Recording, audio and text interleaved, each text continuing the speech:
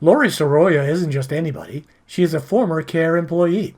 She was the co-founder of the Minnesota chapter of CAIR. And now she is speaking out about CAIR's sexual harassment of women.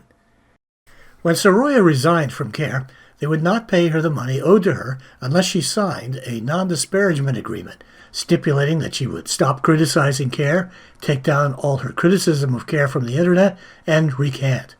When she refused these conditions, CAIR sued her for defamation. CAIR accuses Lori Saroya of engaging in a systemic and continuous internet smear campaign to damage CAIR's reputation. The $75,000 they want in damages is just for starters. As CAIR says in their lawsuit, the reputational harm is so severe that mere monetary damages alone cannot adequately remedy the injury CAIR has suffered and continues to suffer. Saroya responds with her own lawsuit and denies this, saying what she sought to do is express her views about the sexual harassment, discrimination, misogyny, retaliation, dishonesty, and corruption at the highest levels of CAIR. CAIR accuses Saroya of misconduct at a CAIR retreat. She was observed engaging in unprofessional conduct. Nihad Awad had to admonish her. But Saroya remembers a different set of circumstances. Saroya did not just attend a CAIR event. She came up with the idea, the project plan, and led her department to organize the week-long event.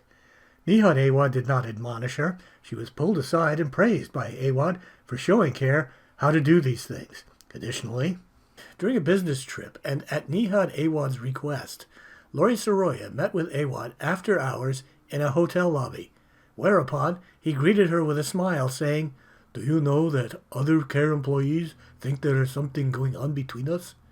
She resigned hours later. What keeps this from being just a he said, she said is corroboration from National Public Radio of CAIR running a den of iniquity. NPR ran a long piece about the former CAIR executive director in Florida resigning amid allegations of domestic abuse. He has admitted to engaging in religious marriages with co-workers while legally married to another woman. For months, stories swirled around a prominent Muslim civil rights leader alleging secret marriages, bullying, sexual harassment. Then, late last year, some of the allegations against 34-year-old Hassan Shibli burst into public view.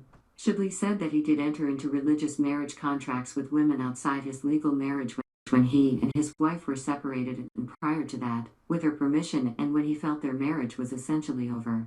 As we can see, Nihad Awad is practically blushing in the presence of Hassan Shibli, and must think Shibli is a cool operator. CAIR resents Lori Saroya telling people that Nihad Awad misappropriated funds to buy himself a new SUV. CAIR claims that this sort of thing is destroying CAIR, and that Lori Saroya is seeking CAIR's destruction. But her job was overseeing such funds, and she brought it up to them at the time.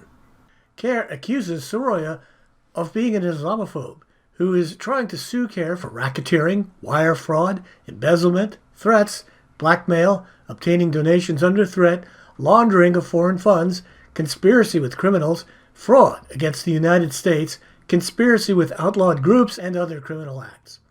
Saroya replies by saying CAIR calls anyone who criticizes them of Islamophobia, and that CAIR has long had issues with federal law enforcement agencies, as their legal history will show.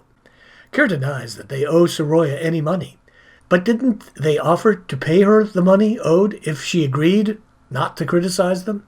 CAIR is incredulous that Saroya claims that donor funds are used to pay for attorneys to suppress, silence, and intimidate those who have been treated unjustly. But isn't that exactly what CAIR's non-disparagement agreement entails? In the face of this defiance, CAIR rose to their full height and smashed Lori Saroya in court. No, wait, they didn't do that. They tucked tail and ran. CAIR dropped their lawsuit with prejudice, saying they wanted to get out of the mud with Lori Saroya. Lori Saroya answered each and every one of CAIR's claims one by one. She demanded a jury trial and looked forward to the discovery process. Get out of the mud, indeed. CAIR didn't get out of the mud. The mud is their own creation. They're still in the mud. They live there. What they did was stop pulling Lori Saroya into the mud. You're right. step in this stuff and you'll stink forever. All that talk about $75,000 in damages, a 131-page lawsuit, all of it was just a bluff. Saroya called their bluff, and they lost.